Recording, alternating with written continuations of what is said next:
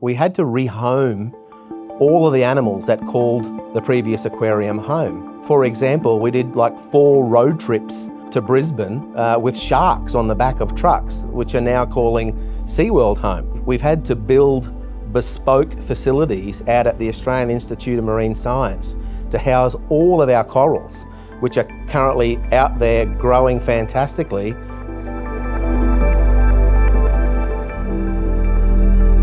G'day and welcome to our Reef in Focus podcast. My name's Lincoln Bertoli and we're recording, of course, in sunny North Queensland on Woolgarooga Bar and neighbouring Bindle country, as always. And speaking of North Queensland, there are a few things that are synonymous with Townsville in particular. The Cowboys, if you're a footy fan, Castle Hill and Magnetic Island for those who like to get outdoors. And I guarantee if you've ever been up here in the last 30 years on a school trip, a sporting trip, or just a family holiday, chances are you've set foot in the Great Barrier Reef Aquarium, formerly known as Reef HQ. Now we know that the aquarium is in line for a much needed facelift and makeover moving forward, and joining us to discuss how the project's going, where it's up to, and all things aquarium is a man who knows more about it than most, former long-time director and now our GM of major projects, Fred Nucifora. Hello, mate. G'day, mate. How are you? I'm very well. Thank you very much for joining us. We've got plenty to dig into. There's certainly a lot of questions to ask, a lot of myths to debunk, if you like. But can we start, first of all, with a bit of a personal background with you? You've been involved with the aquarium for a long, long time, starting out from the lower ranks, if you like, rising to director and so forth. How did that all start? How did Fred Nucifora start his career in reef education and stewardship at the former Reef HQ Aquarium? Wow. So go back to 1987 when I was in year 11. Wanted to be a helicopter pilot in the Australian Air Force, came to 35 Squadron here in Townsville. And part of my work experience week, they said, "Oh, do you want to go for a fly in the Iroquois?" And I said, "Yeah, cool." They said, "Oh, we're opening this new aquarium in town." Yep. So as a 16-year-old, I was in the right-hand side gunship that flew over the aquarium when it opened in 1987. Little did I know that a few years later, I would be a senior education officer at the aquarium where I sort of started in 2000. So I'm a high school teacher by trade, born and bred North Queenslander, and a real passion for the environment, the reef and education. So it was just a natural fit for me to, luckily score a job as the senior education officer with the Reef Authority 25 years ago now. Yeah, wow. And it might seem, I guess, a little bit straightforward, but what does the aquarium mean to you personally as someone who's spent, I guess, the majority of their working life at the old Reef HQ? What connection do you have? Reef HQ Aquarium now, the Great Barrier Reef Aquarium, which we're going to be building, holds lots of special elements to me and my life. As a father of 2 children, I took my kids there when they were growing up. I know, just like many, many other parents from around North Queensland and across Australia, and indeed taking their children there as a school teacher. I took my own school kids there, saw some of them become school teachers themselves and bring their classes there. Just seeing the impact that facility has had on multiple generations over the time that I've been with it is quite inspiring. And it's probably something that never gets old, I imagine, seeing the next generation come through. Just like the Great Barrier Reef itself, having a living tropical coral reef on land and seeing how it is ever changing on any given day, that's what was like going to work at the aquarium on any given day. Every day there was something new happening inside the tank. Yeah, wow. And we'll get to the upgrades and the redevelopment shortly, but cast your mind back a little bit further. You said as a teenager in the late 80s, are there any memories that really stick out for you, growing up in North Queensland, not necessarily with the aquarium, but, growing out and visiting the reef? A lot of people sort of first forge that connection. Is it the same with yourself? Yeah, certainly. I'm the son of a cane farmer. As most cane farmers have in North Queensland, my family had a boat as well, and born and bred in Innisfail. So visited the reefs outside of Innisfail many, many times as a young person growing up. both fishing and snorkeling. And yeah, that was where I first had my first view of the Great Barrier Reef, where I first fell in love with the Great Barrier Reef, was in those years growing up, living, fishing, and enjoying the Great Barrier Reef as most North Queenslanders do. Yeah, okay. Now, from 1987 onwards, the former Reef HQ opens its doors to the Townsville community, and obviously over the years it's become an icon, if you like, of North Queensland, particularly in the tourism sector. But what was the response like in your memory at that time?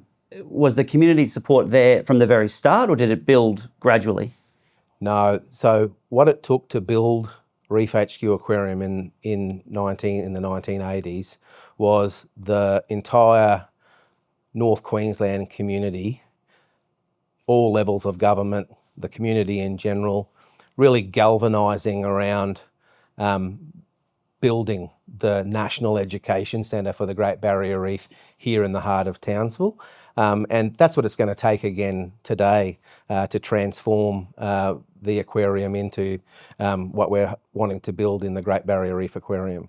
And you can see from the public support, recently over the last couple of years, there's certainly the appetite to have the new facility open its doors. What impact, I guess, sort of socially and economically do you expect the new one, the new aquarium, to have?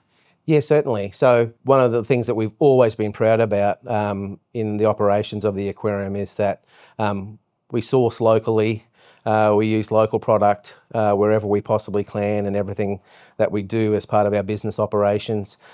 We will certainly be doing the same again when we reopen the aquarium. We'll be working very, very closely with the local community, with businesses from across the community, both in supplying us with the materials we need to run that facility, but also we're part of the broader community. So our operations, if it can benefit the broader community by people wanting to come and see the aquarium but experiencing other things whilst here in Townsville, that is our mission, is to try and both educate people about the reef but support the broader North Queensland community. Yeah, okay. And as you said, there's certainly appetite for it. Do you personally get a few taps on the shoulders from family and friends saying... I don't go to barbecues anymore now. I'm continually getting asked when is it going to open and how quickly that's going to happen. And it's great now that with some of the funding certainty that we've received, that I can confidently say we are well on track to reopening the facility as an amazing destination of excellence for tropical coral reef education. Yeah, okay. That's a great segue into our next question and some of the, I guess, the nuts and bolts of what the new facility will look like. Why, in the first instance, do we need a National Reef Education Centre? The Great Barrier Reef, as people have probably heard through these podcasts and other communications channels from the Reef Authority, is a very big place. It's big as Italy. You mentioned the North Queensland Cowboys. 70 million football fields all stitched together. That's a really big place. And you cannot manage a place like that. A place that big doesn't maintain its resilience or its conservation status through enforcement alone. You can't just have rules in place and people following those rules.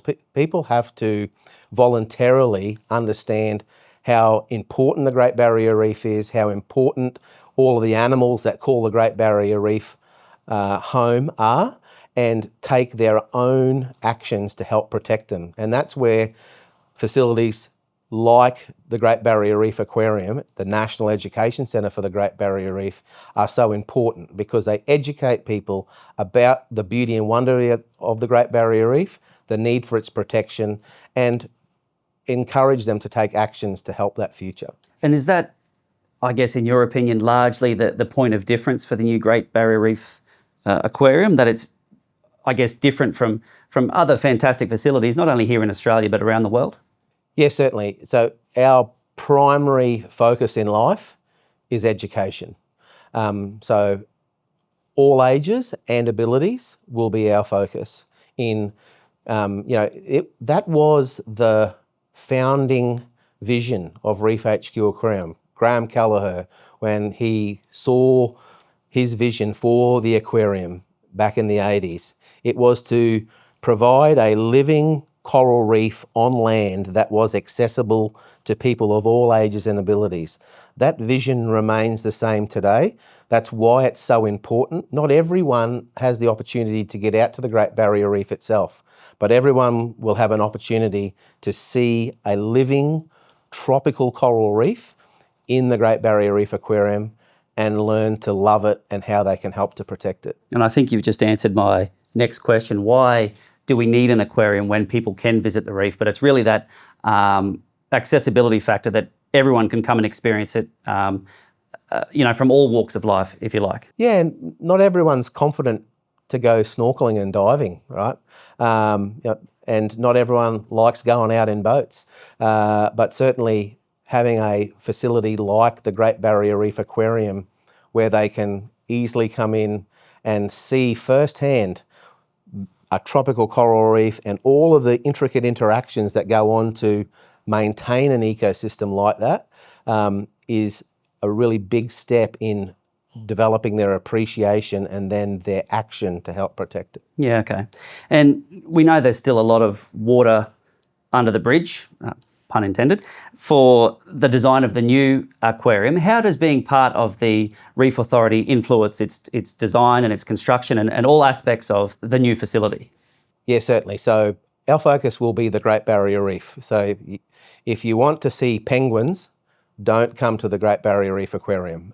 So our entire focus will be the Great Barrier Reef. And I guess that's why it being the National Education Centre for the Great Barrier Reef, run by the Great Barrier Reef Marine Park Authority, the Australian government's lead agency responsible for managing the Great Barrier Reef, is so critically important. And our organisation will influence what the aquarium looks like and what it has to showcase to people when it opens. Yeah, okay. Now, we have sort of touched on it, I guess, tying everything together in terms of the new aquarium and a national education centre. How does it focus on, say, climate change awareness and conservation and helping people realise what they can do to help the reef, as you mentioned before? Yeah, certainly.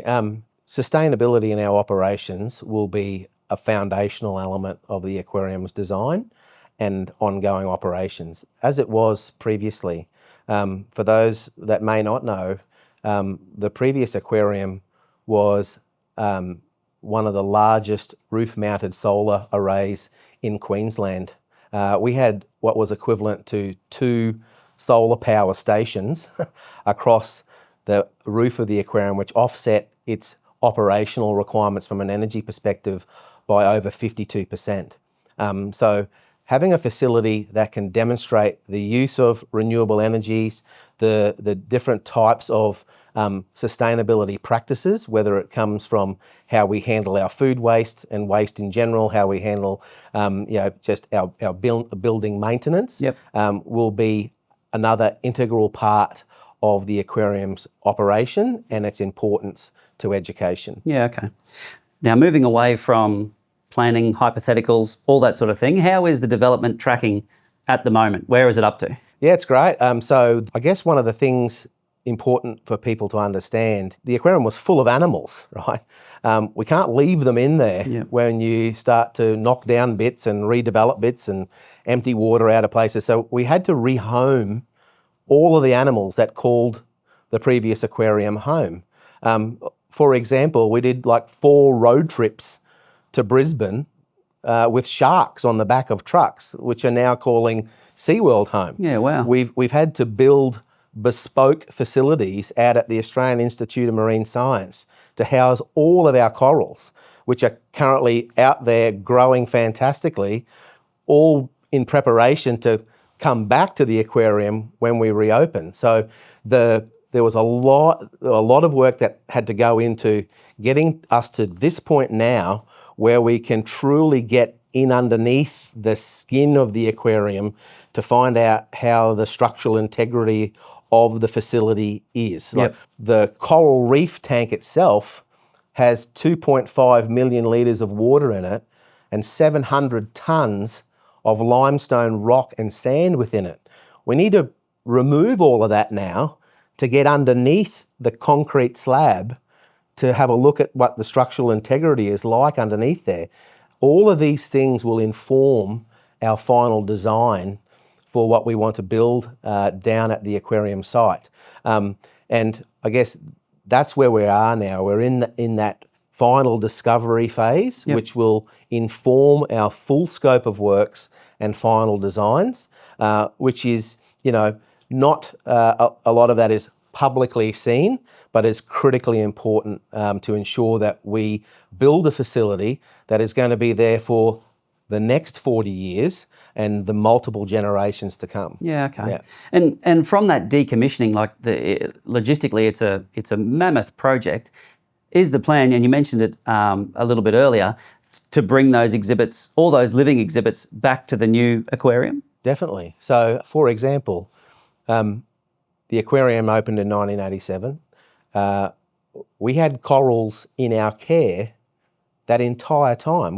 We've had corals in our care for the 38 years that the aquarium was open. Yeah, wow. They are still in our care in our bespoke facilities out at the Australian Institute of Marine Science.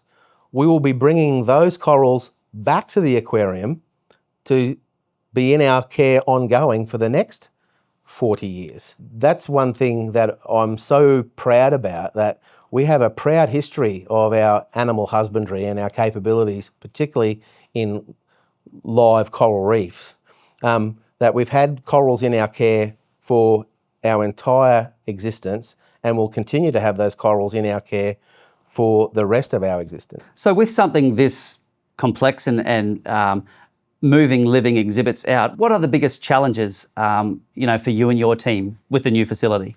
Yeah, so we have a team of marine scientists, biologists, that are caring for our animals every day out at the Australian Institute of Marine Science. So their job hasn't stopped. We had to move all of those animals out. It took us over a year to get them all out. It'll take at least a year to get them all back into the facility. That means every tank and exhibition, every living exhibition that's created at the aquarium is bespoke in nature, because it depends on the animals that are being housed in there, the conditions you have to create for their housing. So, think about corals. Think about the coral reef exhibition. What conditions do we have to create in a tank that's the size of 2 Olympic swimming pools with a living tropical coral reef in it? What conditions do we have to create to make sure that that coral reef remains healthy? Do we have tides inside the tank? Well, we do. Our tide doesn't go in and out, but we certainly have water circulators that move the water around the tank just like tidal movement does. Temperatures. Tropical coral reefs like to exist between 22 and 29 degrees Celsius. So we have to make sure that our coral reef exhibition is within those parameters at all times. Yeah, wow. Light, sunlight into the tank. When we design the facility and the surrounds of it, we'll have to cater for the sun path. We're not just going to have lights over the top of our facility will be open to the atmosphere. Then in itself, rainfall. We're in tropical North Queensland, rainfall into the future. When we have heavy deluges of rain, what do you do with all that fresh water when it falls into a saltwater tank? We don't want it to get too fresh, because corals will stress from freshwater inundation just like they stress under thermal conditions. So, we will have reverse osmosis machines planned into our facility to, do desalinization, but in reverse. We'll want to strip all the fresh water out and keep the salt water in. These are all of the complexities that come and have to be built in to the facility's operation, and major considerations for construction into the future. And as you said, mate, from an outsider's perspective, looking in, if you like, it's things that you wouldn't even consider when you're thinking the new aquarium is going to be built. It seems like a bit of a no-brainer, I guess, but what sort of animals specifically are we talking about? Can we say coral, fish, sharks, and everything in between?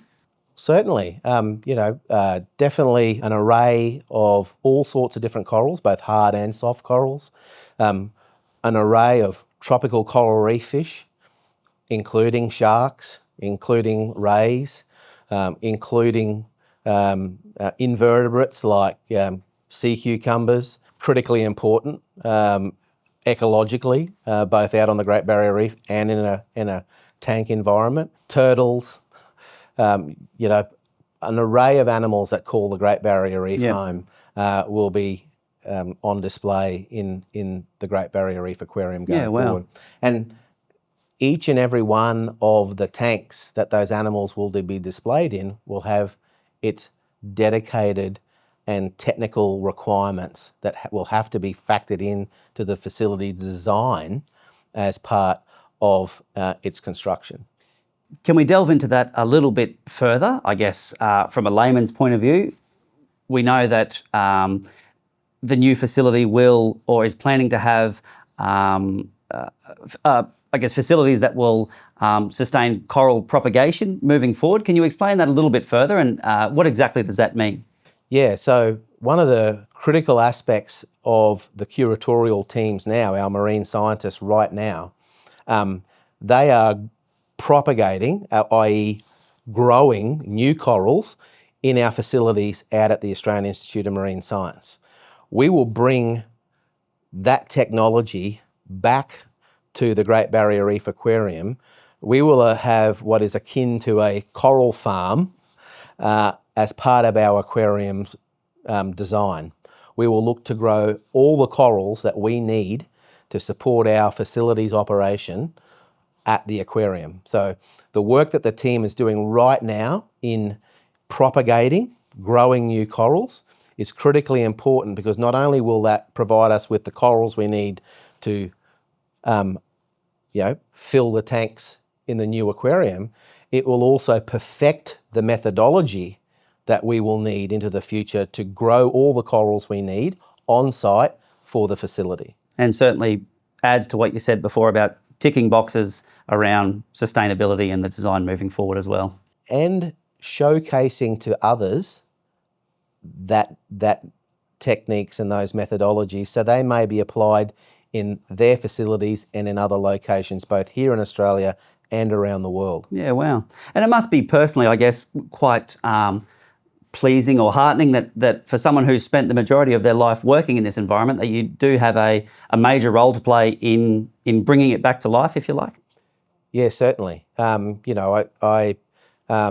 see it from an educational perspective. It's all about intergenerational change, and this is a really inspiring project to be part of, to know that what we build and create here will be for multiple generations to come. Like, we'll long be retired and bringing our families and friends in on holidays, but the next people that are charged with managing the facility, running the facility, and the next groups of families and students coming through, that's a really critical thing for us to be doing, and an important thing for us to be doing. So just on that, in terms of the design, or maybe without getting too far ahead of ourselves, does the previous exhibit or the living exhibits influence design, or does the design influence what the exhibits will be, or is it a combination of both? It's a bit of a combo deal. Yep. And going back to what I previously said, it will come down to, one of the misconceptions is that the old aquarium has been knocked down. That's not the case. Those of you who knew the Wonderland that existed there, the aquarium was part of the Wonderland facility itself, which included, cultural centres, IMAX Dome Theatre, and some offices, and back in the day, jewellery stores and all sorts of things. The buildings that have been demolished were the old Wonderland precinct. The aquarium per se, as people knew it, is still there. So we are looking at all of that structural integrity now, and that will really determine what stays, what bits we can repurpose, because we want to ensure we get best value for money here out of the project. And so this infrastructure work that we're doing now is critically important. It will inform the designs. But yes, certainly we already have in mind a number of different stories we'd like to tell as part of the aquarium's or people's experience when they come to the aquarium, and we'll look to build them into the future design. Yeah, okay. And without, I guess, looking too far ahead, it probably opens up more opportunity for, stewardship programs like Reef Guardian schools and things like that moving forward. Yeah, certainly. I think, everyone can be a steward of the Great Barrier Reef. Everyone's actions, no matter how big or small, in a positive environmental perspective, help environments like the Great Barrier Reef. The next generation of school children coming through, critically important through the Reef Guardian School program, but then showcasing other amazing partnerships that are going on across the Great Barrier Reef. Work being done by local government, work being done by traditional owners, work being done by industry to help protect the Great Barrier Reef will all be showcased in the Great Barrier Reef Aquarium. Tying all of that together, everything we've touched on, is there something that you're personally most excited about to see the new facility come to life? I don't think I could actually put my finger on one particular thing. For me, it's about trying to create vistas for people that provide them with views of a tropical coral reef that they might not get to otherwise have. So if you're standing on the deck of a boat and you can't get in the water, you're looking at the reef sort of from the top. If we can provide people with that opportunity to see the reef in landscape and all the intricacies between the sea floor and the sea surface and everything that goes on in between there, that's critically important, and one thing that I would really love to see done really, really well in the new aquarium. Yeah, okay. Look, while we have you in the hot seat, mate, we're going to take full advantage of it. Yeah, Can you debunk a few myths for us? Make sure we are fully across everything and there's no false information getting around about construction, project, dates, funding, all that sort of stuff. So true or false? I have a few rapid fire questions for you to finish off. Is the original building demolished? No, false.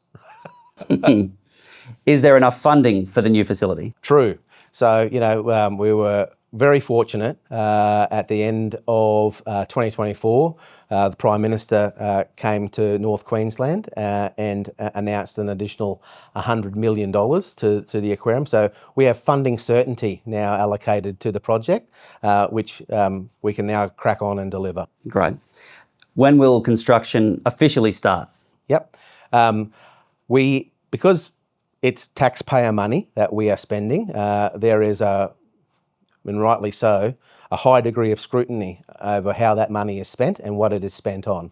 So we are required to go back to the Senate Committee on Public Works, which essentially will review our scope of works and what we are proposing to do. Everything going to plan, we will get an approval to crack on with construction, and construction will commence as soon as practical in 2026. Yeah, right.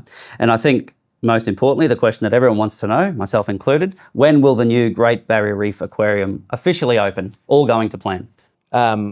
We have openly said now, it's on our website, that we are planning to reopen the Great Barrier Reef Aquarium in 2029, but we will take all reasonably practicable and where feasible actions to have that aquarium open sooner, but we are saying that 2029 will be the opening date. Fantastic. Look, we really appreciate your time, Fred. I think we've covered everything, and I know we at the Reef Authority, as much as you, are very excited about the new opening, and I'm sure the community is as well. So hopefully we'll catch you again down the track to tick off a few more milestones. Thanks for your time, mate. Thanks, mate. Cheers.